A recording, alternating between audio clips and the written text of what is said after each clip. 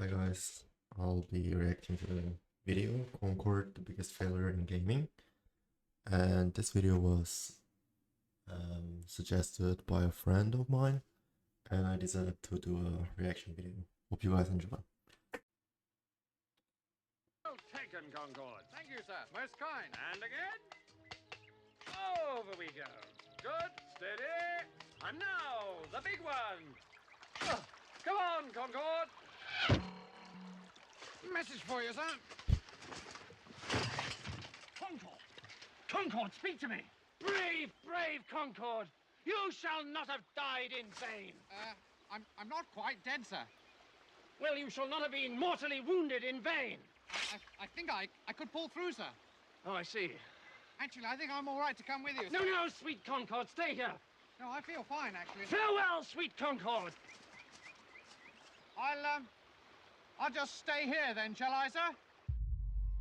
What I remember about the release of Concord is how quiet it was. During the waning hours of the launch week, the Sony executives and I were discreetly transported to the server room. It was a silent trip. We all knew what was about to happen, what we were about to do.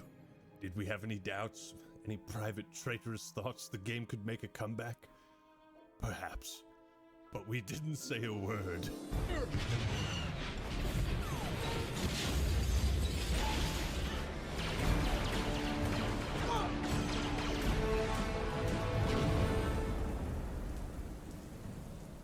What's up, everybody? This is the Act Man here, and today, I think it's fitting we hold a candlelight vigil for Concord. He was the best of us, he was the worst of us. Today we celebrate the life and memory of Concord, all 11 days of it. Sony's latest hero shooter, and one of, if not, actually, I think this is the biggest commercial failure in video game history.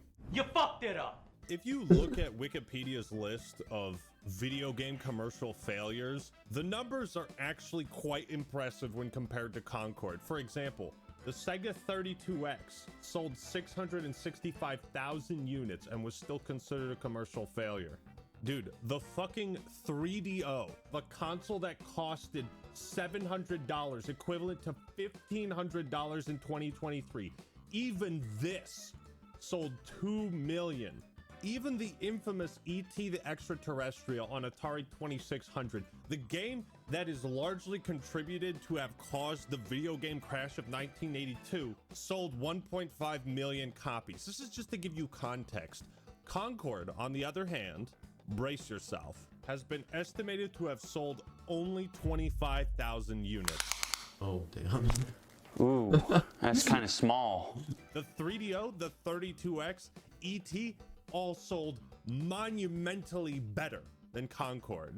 And this game had a reported budget of over $100 million. If you crunch the numbers, it's estimated about 10,000 copies were sold on Steam. Steam takes a 30% cut of all sales. So if you were to crunch these numbers, the revenue they generated on these sales is not even enough to cover 1% of the budget. It's not even enough to recuperate 1% of that $100 million. This is, I think, the biggest commercial failure in video game history. And with a staggering 8 years of development, Concord launched to an abysmal peak player count of 660 players on Steam. Oh my goodness! I would be laughing if it wasn't so sad, but this is a funeral, okay? Suicide Squad Killed the Justice League had a higher player count than Concord. Ladies and gentlemen, to put this in the most extreme context possible, I give you this. I could end the video right here, to be quite honest. What's even worse to consider is that a good chunk of these players were likely journalists or content creators who received early codes, or even some of the developers. So it begs the question, how does such a huge game that Sony has invested so much money, time, and effort into, how does it collapse this hard? Today we're going to answer that question. Why has Concord failed so spectacularly? because just 2 weeks after launch, Sony has announced that they are pulling it from stores, refunding anyone who bought it, and shutting the servers down on September 6th, which is probably about the time this video is going to go live. They're giving it the full day before treatment.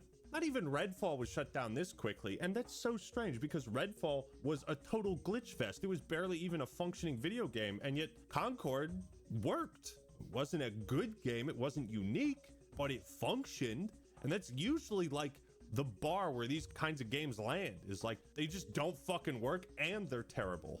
But Concord worked. That's what's interesting about it. In many ways, this situation is worse than the day before because that game was just a blatant scam, and this was like a genuine, real attempt to create a new first-party IP for the Sony brand. We are actually witnessing a historic moment, like something that might never happen on this level in the video game industry for a long time. While the video game crash in 1983 resulted in like $3 billion of revenue lost in the industry as a whole, as a singular product, I think Concord takes the cake. This is $100 million straight down the fucking toilet. The game director for Firewalk Studios, the developers, posted this update. An important update on Concord. Concord fans, we've been listening to your feedback since the launch of Concord on PlayStation 5 and PC, and want to thank everyone who has joined the journey abroad the North Star. Your support and the passionate community that has grown around the game has meant the world to us. I think one of the saddest things a person can witness is a situation where all hope is clearly lost. There is no light at the end of the tunnel, and yet there is still an element of positivity to it. Man, that fucking sucks for the developers. Like, you can sit here and say, yeah, it's their fucking fault for making this game nobody wanted and nobody cared to buy. But there are genuinely talented developers, you know, people on the ground floor who don't make the creative decisions, who probably put their heart and soul into this job and into this game, and it's just a total dud. And the forced positivity of it, it's just, something about that just is so sad to me. But I mean, we're still gonna make fun of it. While many qualities of the experience resonated with players, we also recognize that other aspects of the game in our initial launch didn't land the way we intended. You don't say. You don't say. You don't say.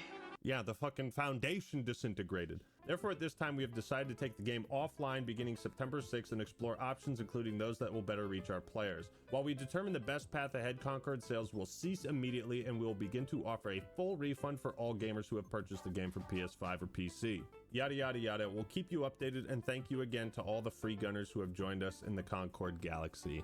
All 2,000 of them. That's rough, buddy. I suppose credit where credit is due. They're not taking the small amount of money and running. They would probably face a lawsuit, you know. Although the developers could try to resuscitate the game with post-launch support, I can at least respect knowing when to call it quits. But I am once again asking you to listen, game publishers, to what I said in this video. There should not be so many failures in the game industry that I can keep referencing this video as an example of prophecy. Why was it necessary to invest hundreds of millions of dollars into this new release? It's like you're just hoping that every live service game you make is gonna be the one to make $1 billion, and none of them are.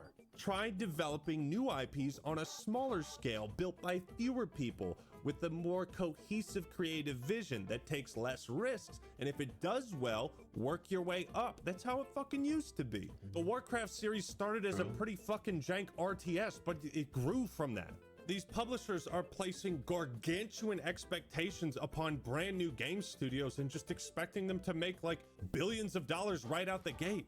This is such a monumental blunder that it's really important to take a deep look at why Concord failed and what this means for the game industry as a whole. Now, they say they're going to find ways to re-deliver the game, but I don't know if that's possible. The game is just not interesting to people. It's not visually appealing. The gameplay doesn't look fun or interesting or like anything we haven't seen before. I don't think there's a Fortnite turnaround in the cards here. You know, Fortnite's original mode, it just kind of flew under the radar. Nobody cared too much, but Epic had the foresight to say, hey, maybe we can still make something out of this. It wasn't a lost cause. Concord has been the biggest high-profile disaster that most gamers are going to want to stay far away from the blast radius, you know? There isn't any sort of even Fallout 76 type redemption to be had here. It's not a case of No Man's Sky where the game had potential and it hooked people, and they were willing to give it another shot with post-launch support. I think this is just dead and done with.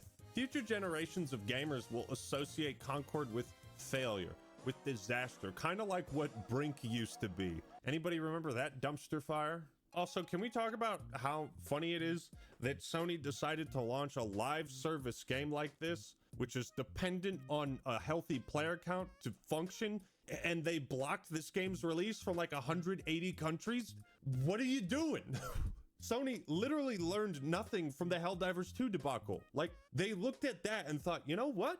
We should have just launched the game like that, blocked in all these countries. What are you doing? To be fair though, I think those 180 countries are happy they were saved from purchasing Concord. So, you know, count your blessings. It must be pretty clear to the execs at Sony that Concord's chances of revival are basically zero. So by shutting it down, they're able to save money on the cost of running servers, the electricity for the computers in the building. Perhaps they can save some money on their taxes by writing this off as a fucking business loss. They're just getting what they can back. And this is not reassuring to any aspiring game developers, I imagine. The people of Firewalk are probably utterly demoralized, and I can sympathize with that, albeit on a smaller scale. You know, it sucks when I put 2 weeks into a video that goes live and it's at the bottom. It's 10 out of 10, doing the worst, it's flopping. But that's only 2 weeks of work for like 1 to 2 people, you know?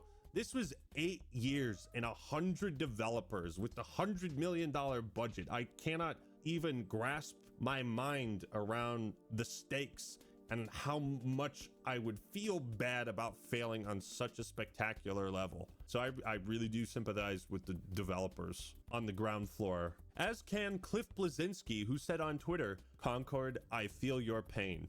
For those that don't remember, Cliff Blazinski was the lead designer on the first 3 Gears of War games. He later moved on to create Lawbreakers, another hero shooter that was less dead on arrival than Concord. And that game was shut down just a year after launch. We thought that was a crazy shutdown, 1 year. Concord lasted 11 days. If anyone knows what the Firewalk devs are going through right now, it's Cliff Blazinski.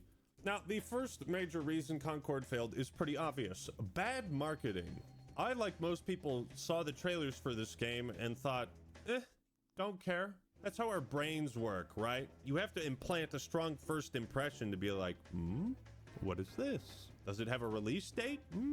When's that? I should put it in my calendar. Yo, homie, have you seen this Concord game? This looks kind of sick. Maybe we should try it out when it comes out. No, there was no word of mouth effect like that at all. I only learned of this game's existence a few weeks ago because I was doing research on upcoming hero shooters for the video I made on why Overwatch 2 was a pointless sequel, in which Concord was just a footnote in that video. Like, hey, maybe Concord is going to be one of those games that gives Overwatch 2 some competition.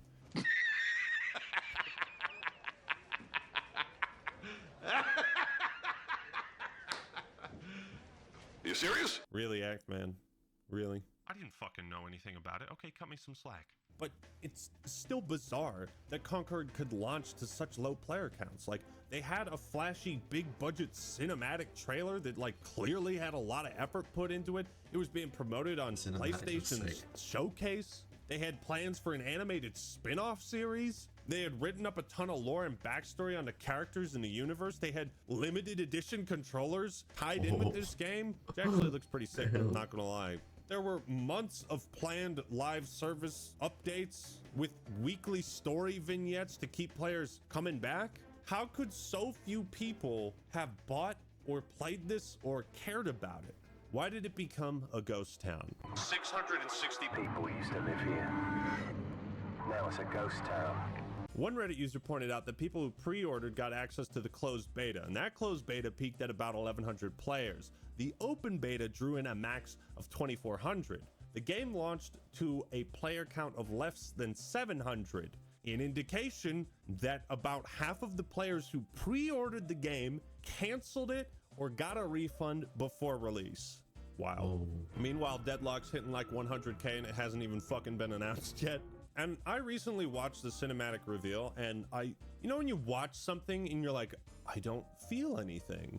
That's kind of what like a sociopath probably feels like. I just feel empty inside watching this. It comes across like a intergalactic co-op heist game, which could have been a really cool, that's a cool concept. I mean, this big tower in the circling city. That it looks kind of cool, but the way the characters talk is uninteresting, mega cringe. They don't look visually appealing. It's like, oh, get it? This guy likes hot sauce. Isn't that so quirky? The old shoot the hot sauce bottle at him. A classic trick. I think it's generous to call this a cheap knockoff of Guardians of the Galaxy. It's like, you can already play as the real Guardians of the Galaxy and Marvel Rivals. Just fucking play that. But you know, the setting was cool and interesting. Maybe we just needed time to get used to it. And then they said Concord would be a 5v5 hero shooter. And I think that's when most people just checked out, because there's a lot of those right now.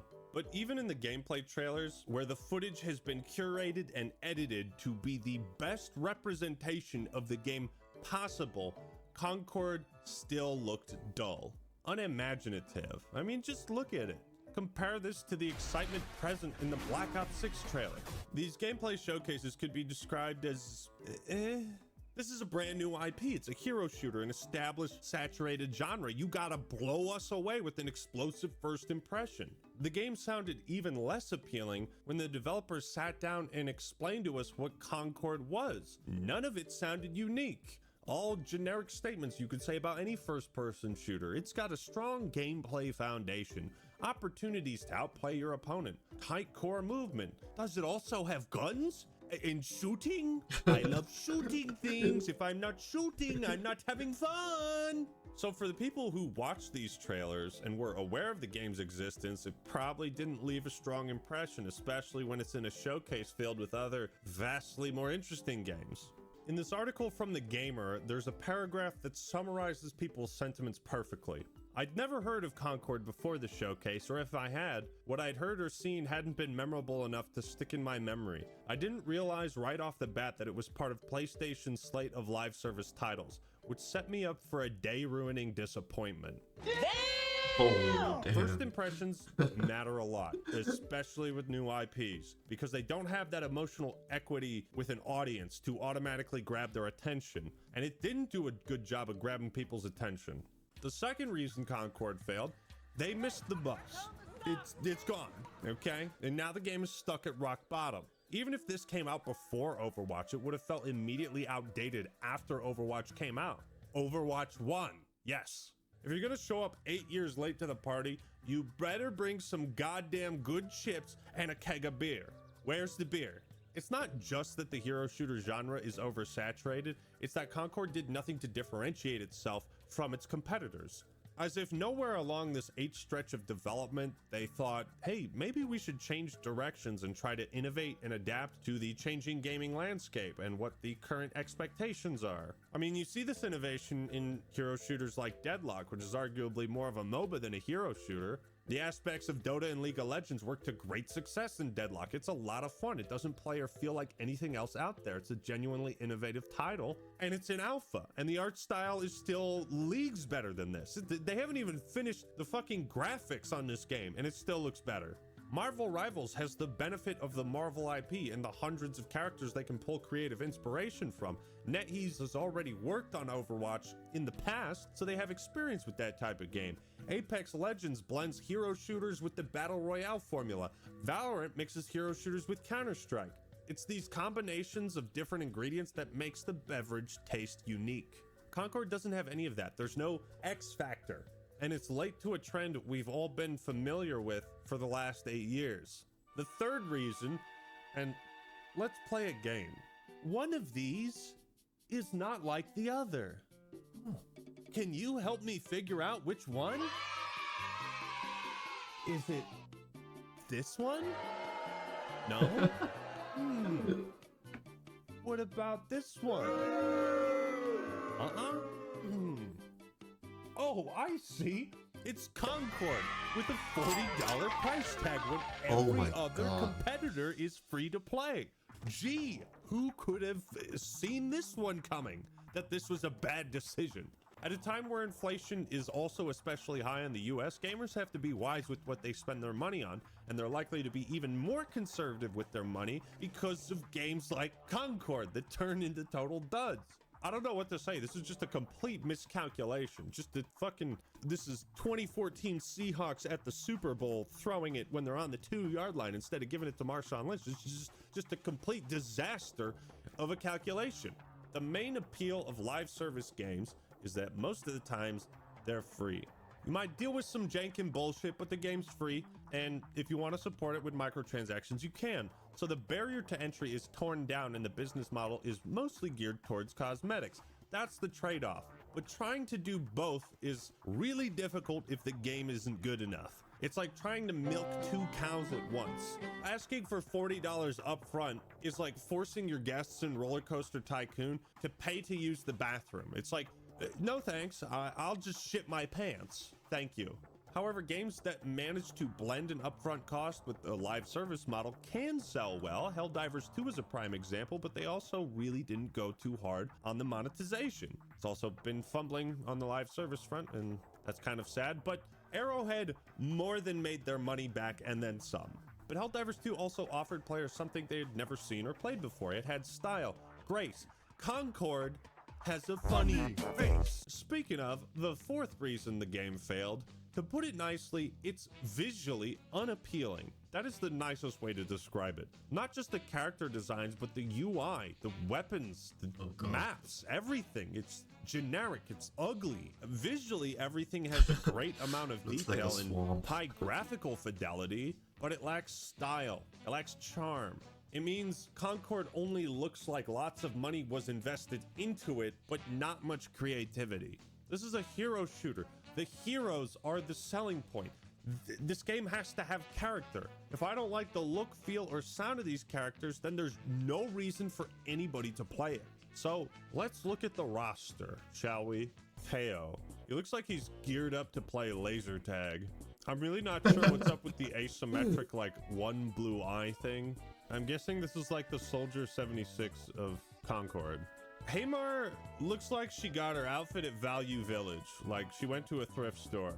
Out of all the ways you can cast fire in video games, why tiny little balls? Star Child is— Oh my God! What's wrong with your face? What the fuck is this supposed to be?